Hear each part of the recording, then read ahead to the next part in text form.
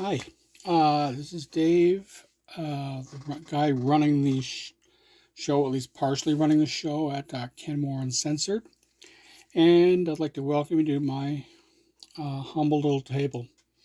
I've got on the bed right now Singer 9960, my hybrid machine that does a lot of things very, very well.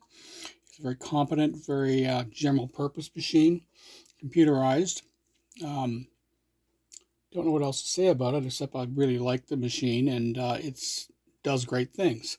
So I'll just go through a couple of the features and some of the stuff that comes with it. My first feature is this little hump jumper here. It's a Husqvarna Viking attachment that is specifically designed to do things like zippers for the little well you have there, etc. And it also has a needle inserter, which I really like. When you've got really arthritic hands, it comes in handy. Now, I'll show you how the machine sounds when it spools up. Now, it sounds like it just took a little impolite sound there, but that's the gears and the stepper motors all going into order. It comes with, as well, which I like, if I can get it off, there you go, this little foot. It's a zigzag foot, and this little side button here, when you press it in, if you're going up an incline, let's say you're going over a denim hump, you can use this to get over the hump with. It'll keep the thing straight as it goes up through its motion, and when it comes on the downside of it, the hump, the button disengages. It's quite a helpful little tool. Plus, you've got this little window here, so you can see a lot better with your threading. So I really like that. And snap that back on, easy peasy. This machine comes with a ton of feet. Now, this is my foot collection. I tend to be a hoarder with these things. But I'll go through a laundry list of what comes with it. Okay, you've got a couch and guide bar. I'll start with that, which you're doing your couch work. It's very handy because it'll hold the thread up and out. What else comes with it? This needle plate, which I love. The Janome HD3000 I have is a needle, sorry, not needle plate, button holder. And it doesn't have the support bracket on the bottom. This slips up inside here, and it makes your buttonholes, which are completely automatic on this machine. There's 13 variations. It keeps them stable so that it isn't wobbling back and forth and giving you a little bit less than uniform buttonhole circuit so that everything is nice and tight. It comes with a quilting bar, plain standard ordinary thing. And I bought this special. I haven't used it yet, so I can't verify if it's going to be good for the machine or not, but it should. This is a Husqvarna Viking elastic tensioner. It'll take your elastic and it'll hold it at a specific angle and a specific tension, so you don't have to sit there and yank on the elastic. It's better for the feed dogs, and it's certainly better for your sewing. And what else comes on here? Husqvarna Viking elbow. This is specific to this machine, and it works with certain feet. Not with all of them, but the feet that come with this machine, it definitely works with. And I'll give you a little rundown on those under here, because I'm not organized. Welcome to my ADHD life. Close that so I don't knock it over. These are the additional accessories that go with it. You get the shank. You get the adjustable bias binder foot. Don't know if you see that. You get the braiding foot. And you get the guide, which is the couching I told you about. Your clearance plate, which I showed you, which I love, and I'll show you in a minute how to insert the needle. And you get the welt cord foot as well, which is very good if you're doing things like upholstery and stuff. You got a fancy trim foot, which I like very much. You want to do a sequin, I got that. And you got stitch in the ditch, which I haven't used yet, but with my bags, sorry. I will plan on using. Okay, now let's go down to anything else that here is applicable to your purchase if you buy these things. You got a little Singer standard happy walking foot. I've already got a Janome that's got interchangeable toes and the quilting bar, which I paid a king's ransom for. And look at how cheap they are. Janome. Anyways, what else did I get? I'm trying to think here, which are the Singer feet, excuse me. There's the elastic foot border guide foot. Yes, that came included. Standard with this machine. And beating feet, no, I think I bought those separately. I believe this came with it. I'm not 100% sure about this one, so I'll skip it out, but the fringe foot, no. Bias binder foot, yes. This also came standard. It comes in very handy if you want to do your bias. And what else did we get?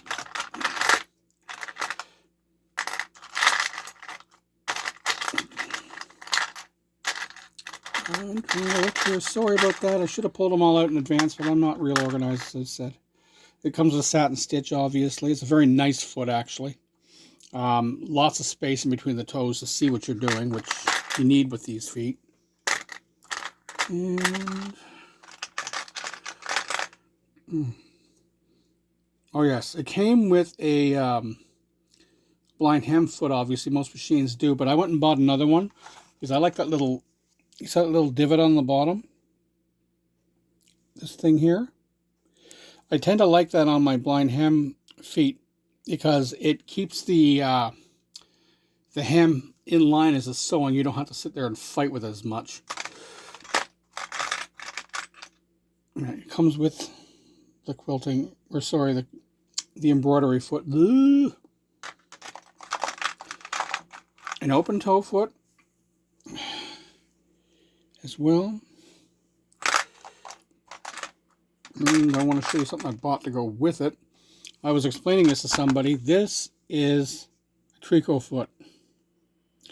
What this does is when you're dealing with any kind of a stretch, this attaches to the needle bar. You can bend that back or forth depending on the needle bar. It's actually kind of flexible to fit. This little rubber thing here, that little rubber thing there will help to guide the top fabric. Now that comes in handy despite the fact that this machine knits very well. When you're trying to do something thin, because oftentimes you'll get the bottom stretching out a little bit further than the top when it's a thin jersey. And this helps to guide both sides at the same time so that you end up with a nice even stitch. And you don't end up with your machines making different lengths, which I don't like with stretch.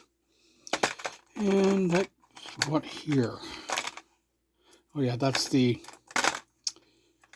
okay, never mind that. That's Janome, yay. I have a ruffler in here, which I never used. I don't think I ever will. This here, the piping foot, that comes with it as well. See that? I'm sorry, my hands are giant and they're not very coordinated. It's a piping foot's another snap-on. Like this thing came with a lot of accessories. I'm trying to think what else. This is the gathering foot that came with it. I have two of them actually. This should be the ditch. Yeah, that's my stitch in the ditch. There's a 1/4 inch foot in here someplace else too that went with it. And I think that's most of what comes with it. I may have missed something, but it comes with a lot of feet if you get the right package. And this thing is priced so reasonably you can hardly believe that they're selling it. But this is basically overstock and they're trying to unload as much as they can. Of course I can't close this. There. Let's break everything. Yes. Sorry about that, folks. I'll be there in a minute. see if I can figure out how to edit this out of the video. And anyways, I'll put it down here for now. I just have to deal with it later. All right, sorry about that. Let's go and insert the needle and show you how easy this thing is to deal with. Put my glasses on because I have no eyes. Even though you don't have to thread the needle header on it with your fingers or eyeballs, you still need it on to be able to get into it, into the clasp. So I'll knock that down. And we're at top position. We are. So you just take this. You see what I'm doing here? I don't know if I can hold that up and do this at the same time I'm trying. I'm just not very good with camera work, am I? But that goes right up inside there, like that.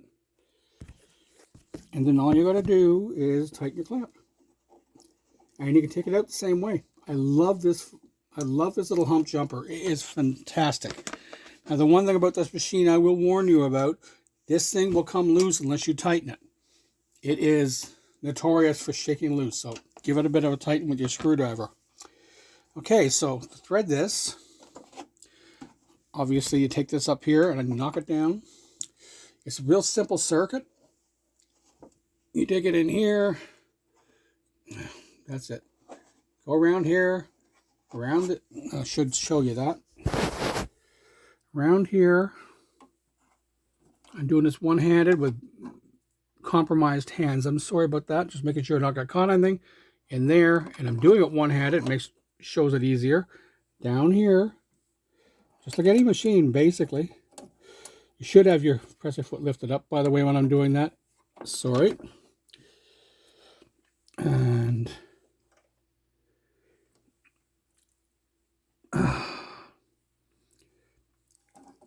up through here and down. Now, I probably didn't do that right, so I'm going to go back and double check my work. Just give me a sec. And round, and down, and up, and down. And there, I know I'm in there right now. Just knock it through here like this. Lower your presser foot, which is on the side. I'm still getting used to that 2 years later. There's your needle threader. It's real simple to use. On this one, it actually works really nicely. Take it on that side and make an absolute mess of what you're doing. And go through that side. Normally, I'm more coordinated, folks. I'm sorry. I'm just a little nervous. You just hold it that through the side there. Goes through the needle generally, and you can thread it. I'm trying to do it by hand right now because I don't feel like playing, and I'm not looking at things correctly. Oh, boy, that's quite the tail. Let me cut that a little bit. All right. Get off me. Lift my presser foot.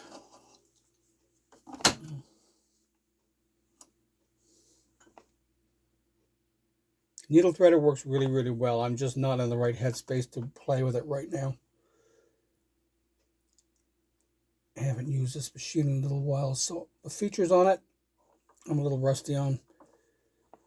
Come on, get in there. There you go. See, eventually you get there. And pull up my bobbin. Easy as can be. Now, I can show you some of the stuff this thing does, and does beautifully. Okay, so I'm going to run through a couple of quick stitches. Just got to find the fabric I put aside. There we go. Just see, I did a little embroidery with my flower stitch foot with that. And where did I put the other fabrics I was going to work with there? Hello Kitty. Simple scrap fabric I got from an eBay purchase. Stick it in there. And I'm going to go to a straight stitch. See, we have different orientations for the needles here. You can get a right angle on this, but you have to adjust it to a certain setting. But this machine will do 3 needle positions, which I really like, because you don't get that very often anymore. You got your zigzag, you got your blind hem, you got what Biba called a lightning stitch. Of course, your overcast, buttonhole, all of those things are in there, but I want to go for a straight. So I can go for a center straight. I like that. This control panel is all your go-to stitches. This is where you program and customize your stitching. Now, I just take it. I got this on super slow.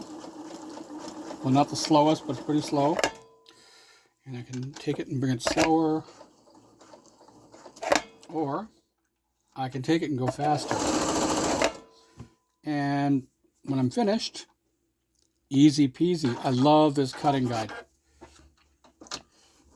It'll cut your top and bottom threads. Of course, it started off, it didn't cut that, but you can see it leave a little tail for you, which is kind of handy if you're doing some sort of embroidery work to tie things off, but it makes a decent stitch. And because this thing has an auto tension on it, you don't have to go and play with the settings on it. It knows what it needs, and the sensors will tell you, or tell the machine's brain where it needs to be set at. One of the things I really love about this machine is all this little paintwork. It kind of makes it look not too feminine, not too masculine, but kind of artsy, and it goes with the curves of the machine. It makes it really kind of pretty to look at. As you can see up here, get the second spool. You can do, of course, the double bobbin, double needle sewing on it, which I like. Bobbin threaders up top as well. And what else do we've got on here? Oh yes, this is your lock stitch button. You can also slow your machine down this way. This is to back stitch. And this here is your start stop. Now, here's what people didn't understand and wanted to see. This machine can be sewn or sewing without having any foot on it. There's your foot pedal, by the way. It's electronic, pretty standard stuff. Just unplug it. And you are in the zone. All right, but I'll cut these threads off. There, thread cutter on this is awesome. I like that.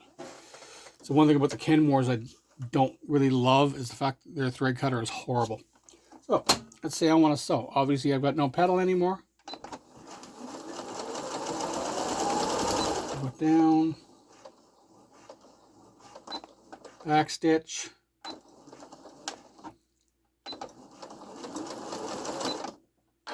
And there you go, perfectly executed stitch. Grab a piece of crappy fabric here. I don't have the right needle in there. It's a universal, but it should do the job somewhat. I don't expect perfect results with wrong needle. Now this is crappy tie-dye t-shirt I've had for years and I'm no longer using. It's now a remnant rag just to work on the sewing. So no, you should always lift this up. By the way, I'm sorry to tell you, I didn't tell you that earlier. Always lift the pressure foot when you're changing the gears, because the adjustments down below can be sort of compromised. You don't want to mess with these presser feet, the feed dogs. They're one of the weakest parts of this machine, and as long as you don't abuse it, you can make a mistake every now and then and it won't hurt you. But when you take the machine, you're constantly doing things that affect the dogs. You can cause the dogs to drop and not come back up, and that's rather fiddly repairs. So my advice to you is always lift your presser foot when you're engaging and changing your stitches. So we're going to go to the lightning stitch, which of course I can't see right there. We go. Blind as a bat. And I see up here, it'll tell you, if you can't see, what foot to use. We're still using a zigzag foot. It tells you if you want to adjust things here, you can do that. You can just simply press on this button, and you can adjust your widths, you can adjust your lengths, and that kind of thing. And if you wanted to change, you go like that. But that's 246 by standard.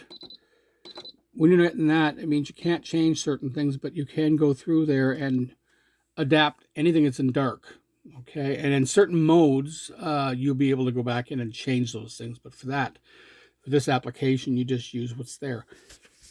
Okay, and so take the piece of garbage fabric Let's give it a quick little run through the machine just to show you how it works. All right. And because I'm not using a pedal, I'm going to slow this down just a touch, because I don't want to make a mess and end up with birds nesting, which could happen. And we start. And as you can see, it's doing this little backstitch thing. And speed it up a little bit.